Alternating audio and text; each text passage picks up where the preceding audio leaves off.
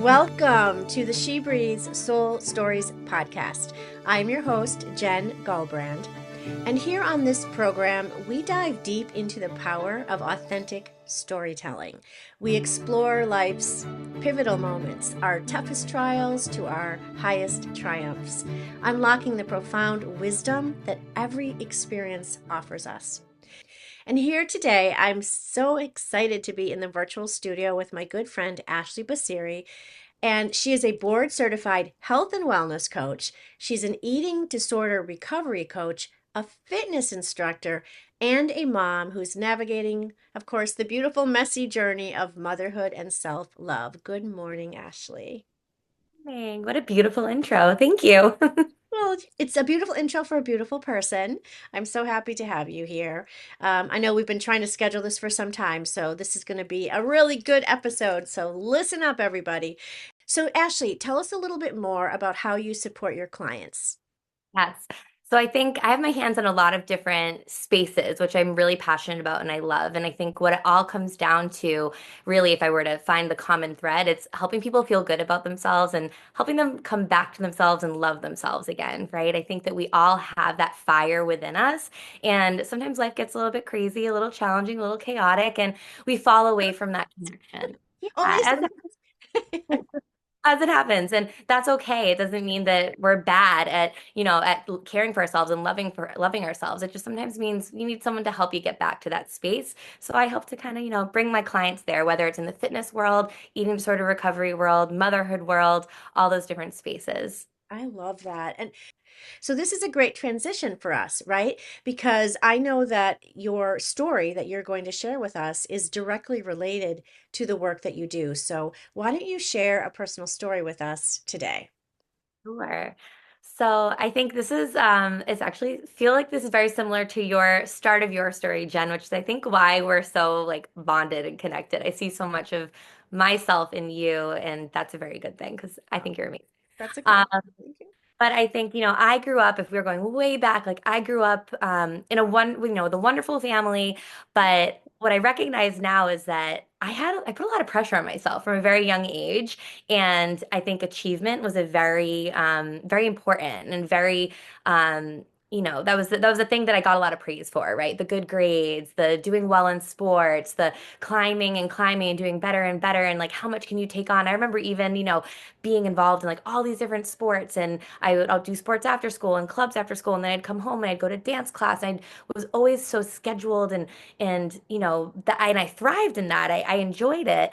But as I got older, I kind of realized like I looked around one day and I was like, wait, but I'm doing so much, but am I happy? Like the stuff that I was doing as a kid, like I carried that energy with me into the corporate world. And I'm like doing all these different things and I'm climbing and I'm reaching and I'm doing all these nighttime events and I'm all over the place and not finding time for myself. And I kind of looked around one day and was like, is this it? Like I have nothing really to complain about. I have a great job. I'm making great money. I love my boss. I have a great team, but something's missing.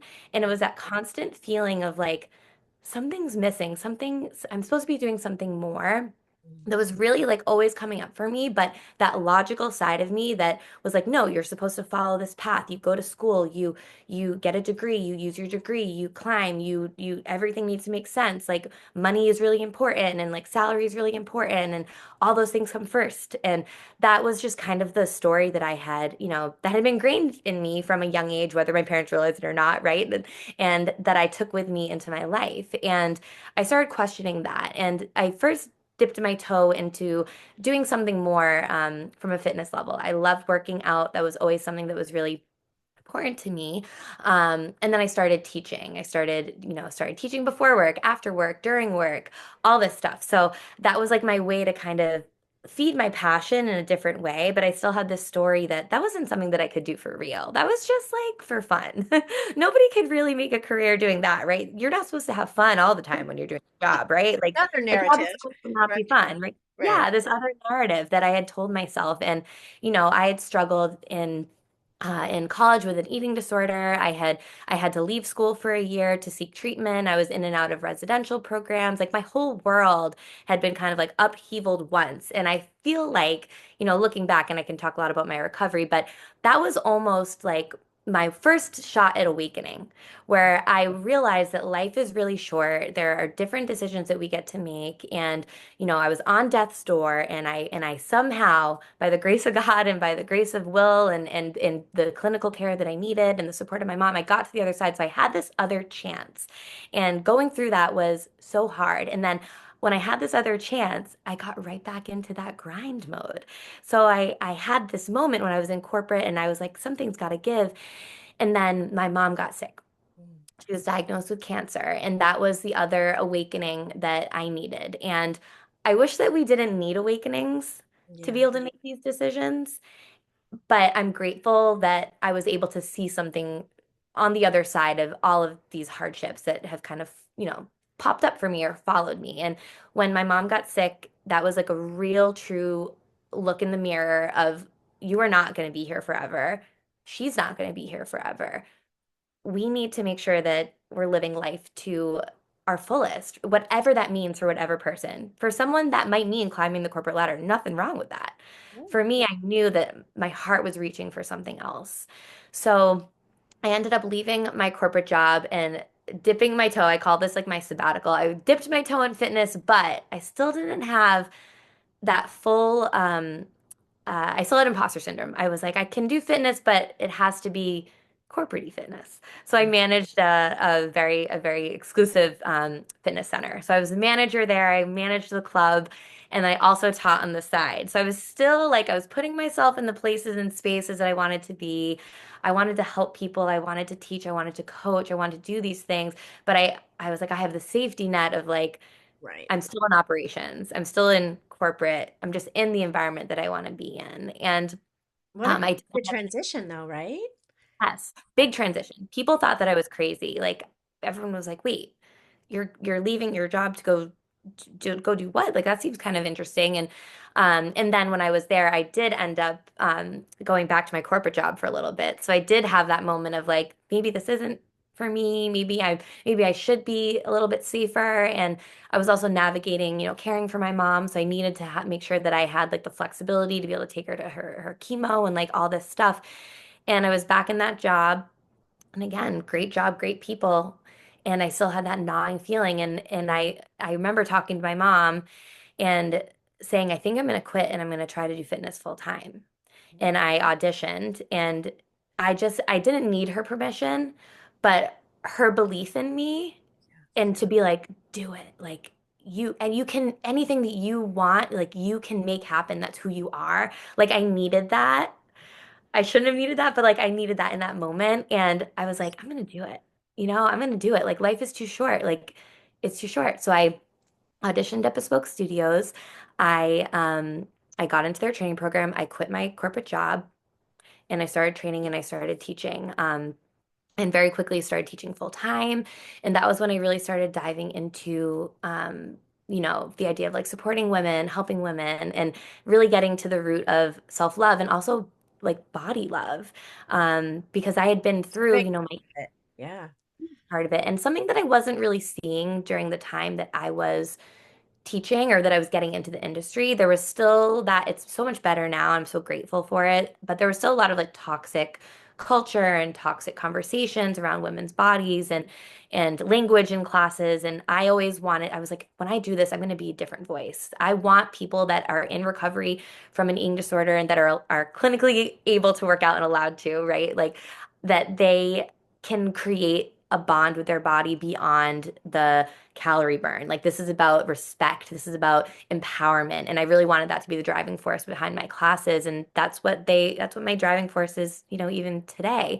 Um, but yeah, it took to leave corporate, it took kind of some hardship to make the jump in to get into fitness. It took some hardship. And again, I wish that it didn't take that, but those were my awakening moments, those hard times. And I didn't tell my dad that I quit my I didn't tell my dad I quit my job and I was doing my own thing in fitness. I think it like 6 months later, I was like, oh, by the way, I haven't been working where you think I've been working for, not that I was an adult, wouldn't really matter, but I just knew that for him that was like no way should I have been doing that. But I was making it work and then I felt like okay, I'm gonna tell him now. But So that was kind of my first, step into this world that I'm really passionate about. And I'll pause there. I know I was talking for a while, but I feel like I No. have a whole other life on the other side of even that. Right, which we should talk about that too. So, I mean, there's so what comes to my mind and heart when I listen to your story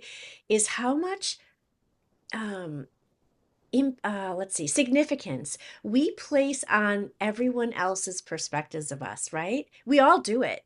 Our parents, our friends, right? Our family. Like there's so much about that, the expectations. How will other people respond when I make this choice for myself? Isn't that so crazy, right? We just put so much emphasis on that. And I think that's part of the lesson, to your point, of kind of going through these life experiences and starting to unravel some of that and getting back to like what really matters to us, what makes Mhm. us happy, what's our true like calling. And you're right. It shouldn't take us so long to find those things, but it just does. It's part of human nature because of the way we're kind of programmed and socialized to, you know, meet other people's expectations. But I think this is a really important nugget for us to pull out here because I think it's a very common theme for pretty much everyone that we have on this program. Anyone who's ready to kind of share their stories, it's almost like an unraveling of the the expectations that we've taken on from the external versus listening to our own intuition, our own soul, our own calling. I feel like it's a big message that we want to point out. Absolutely. And it's interesting because I so many times I have these conversations with my friends and my husband because I look at myself now and I look at myself when I was 18 and I'm like, how can we be trusted to choose a major I and know. what Right. we think we want to do with the rest of our life at such a young age? I had such a different vision. I thought I was going to be a TV news broadcaster. I was going to have my own talk show. I was going to be like on the sideline of, the Red Sox, like giving the play-by-play. Like I That had this different vision, which that seems like a really fun life. Not, you can still do all that. You're well, just could still getting do that. started, girl. But it's just so interesting. I never we have this idea of who we are, and then, it isn't until you experience life that you really Yeah. discover who you are. And through those hard moments and through all the hardship that we face as human, just being humans, that's when we really get to know like the crux of what matters and what we're passionate about and maybe what our calling is, right? I never in a million years would have thought that I'd be coaching women, teaching fitness, running my own business full time, like teaching in different studios that I love and I'm passionate about. Also being a mom to two girls, like I never imagined my life would be here. And it doesn't mean that it's easy, but I'm doing the things that I love. And I think that's what keeps me going. And I think, there's so much noise out there that I think prevents women, especially from stepping into what they really want to step into because of that fear, because of the perception that we don't want to deal with, and because of the safety that we're worried about. And yes, there are certain things that we need to be responsible about and safe with before we jump and make these big leaps. But I think a lot of it is internalized fear. Oh, absolutely. Those limiting beliefs and the narratives in our heads for sure. And I love how the work that you do today is so directly related to your own life experiences, right? Like you talked about your eating disorders, the pressure that you put on yourself first, the eating disorder, your relationship with your mother, and the grief that came with her, getting sick and you're caring for her. And now you're a mother. So I wonder if a large part of you deciding to sort of come on the show, talk about your story, has, something to do with the fact, that now you're a mother and you want something different for your girls. Am I right? Yeah. Absolutely. Yes. And I think about it all the time. And I think, my mom, we were like this. We still are. We're still like this. She truly like the best of the best.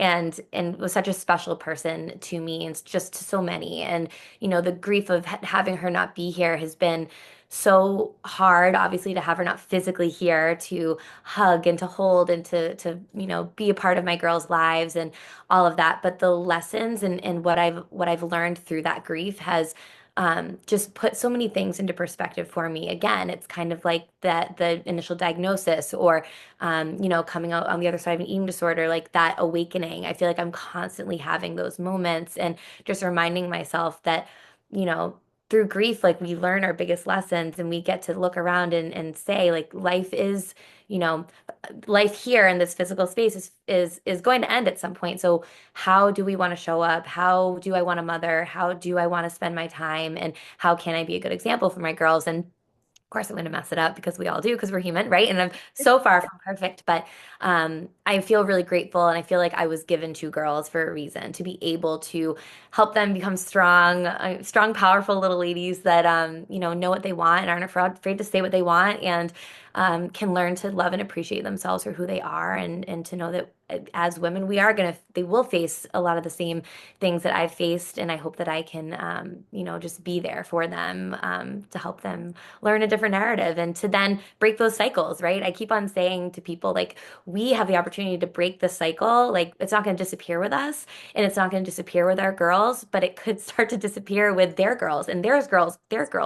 So just starting those conversations, I feel like it's a challenge I'm really excited to take on, and I feel really, really grateful that I was given them as an opportunity to do so. Oh, and they're both so beautiful.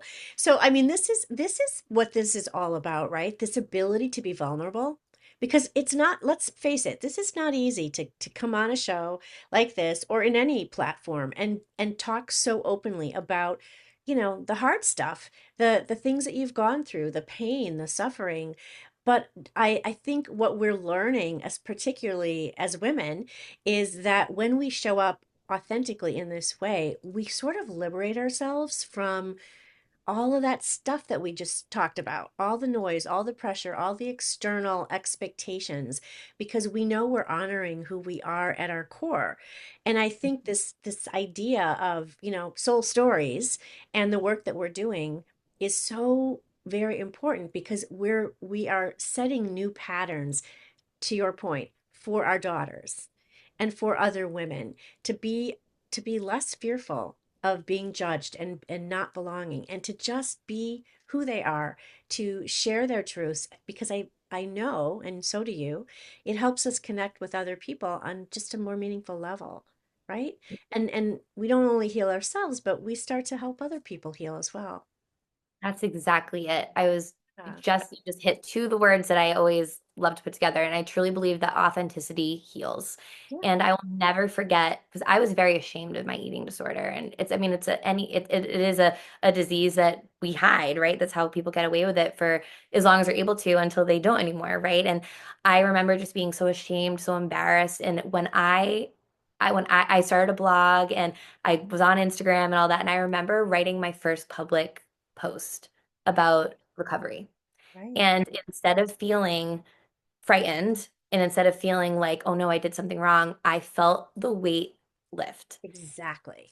Yep. And it was like the most incredible experience. And from there on out, I've sworn and I've always been very authentic about anything that I'm going through, not because I need someone to reach out to me and to tell me it's going to be okay, but I want someone else out there to know they're not alone and to have permission to then connect with me or connect with someone or to be honest about what they're going through because I think for a long time, um, I felt like I had to hide those dark parts of me, right? Or those parts that were struggling. I wanted to come across as this perfect person who had it all together. And that to me was the definition of success. And inside I was like, no, I'm actually a big mess. I'm like struggling with an eating disorder. I'm recovering. I'm trying to work on that. And my mom is dying and I can't keep that inside. And I started sharing about my grief. And then what happened? I started connecting with other women who lost their moms.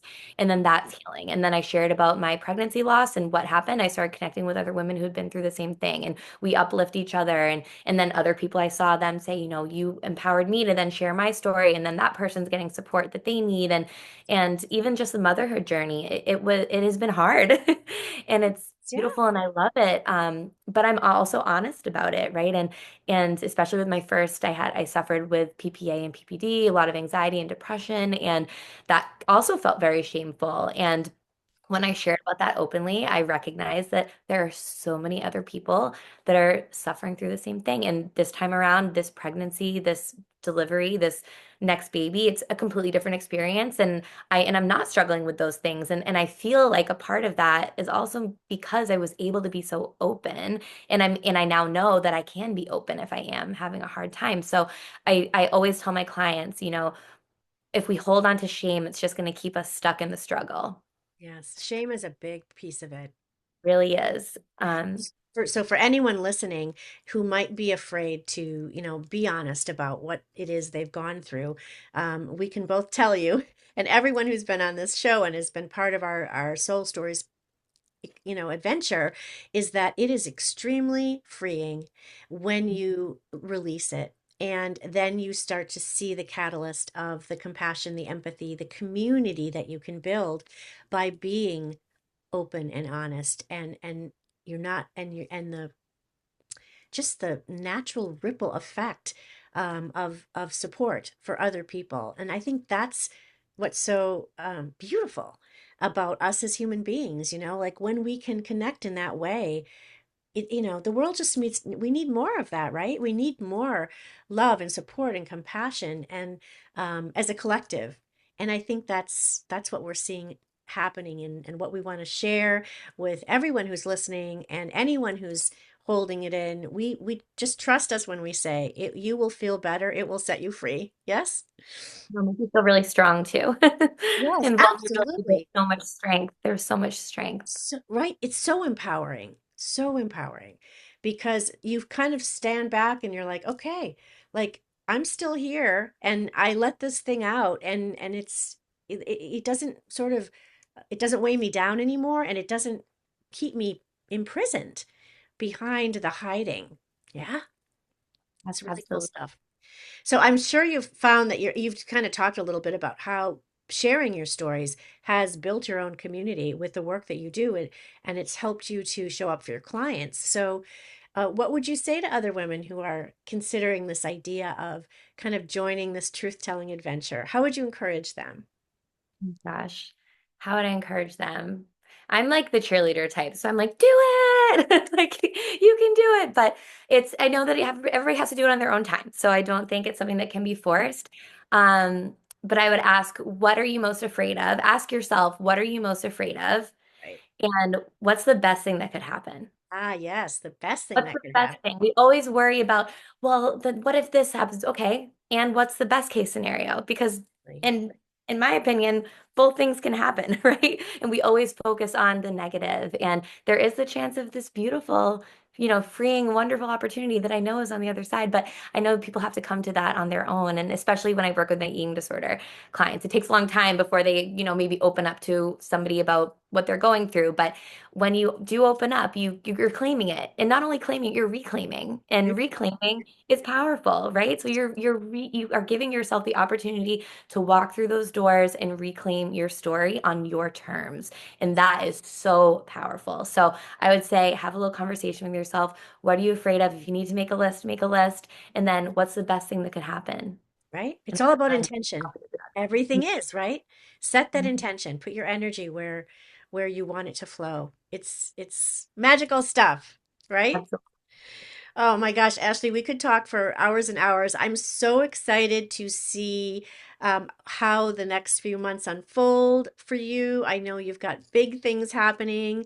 You've joined our collective at the center, and you have all kinds of beautiful um, things that you're creating and that we're co-creating together, and we're just excited to learn more about that. And how can people get in touch with you, if because I'm sure people that we have listeners who would love to work with you either as a coach or to attend some of your classes or your circles? How can they reach out? You can find me on Instagram. My handle is at Ashley Basiri. You can email me, ashleybasiri@gmail.com. I'm always responding there. And you can also go on my website, ashleybasiri.com. I have, all my information about the different things that I offer there. And I'm updating with even more fun, exciting things, as Jen just alluded to, that will be on there as well. But you can also fill out any forms and reach out to me in other ways that way as well. But I love to chat. So feel free to, be casual, get in those DMs DMs. I'm a chatty Cathy. I love voice notes. So I would just love to connect with anybody. If you have any questions about anything at all, I'm an open book. Oh, and I absolutely encourage our listeners to reach out. It's Ashley, Ashley Basiri, right? AshleyBasiri.com. So, highly recommend you reach out. She's a wonderful human being, and you will not regret working with her. So, please reach out to her and do that. And for our listeners, if you have a story to tell that you would like to share with the world, please reach out to me, Jen at jengulbrand.com. That's Jen with two N's. GULBRAND.com, and we would love to feature you on this program and maybe even get you involved in our next anthology of soul stories. So thank you everybody for listening. Thank you, Ashley, for being here today and for the incredible gifts that you put out into the world. Jen, you're amazing. As are you. Thank you, everybody.